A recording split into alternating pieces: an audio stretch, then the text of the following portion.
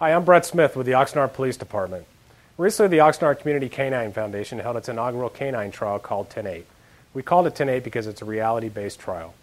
Over 24 agencies from as far north as Sacramento and south to San Diego, along with police departments from Las Vegas, LA, and Kern counties, participated in the inaugural trial. The competition puts the handlers and their partners through their paces after extensive training in various events such as building area search, narcotics detection, obedience and agility courses, as well as several patrol-based scenarios.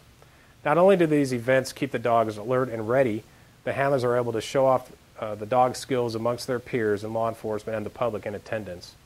During some of the downtime, it allowed the officers from the various agencies throughout the state to discuss situations they've all been involved in and their outcomes, and to share in camaraderie between these elite units. The information learned from the real-life situations told by the handlers is invaluable.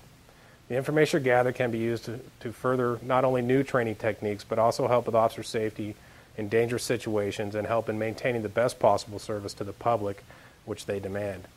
The canine competition was a great experience for all the agencies in attendance, and we all made a lot of new friends and look forward to next year.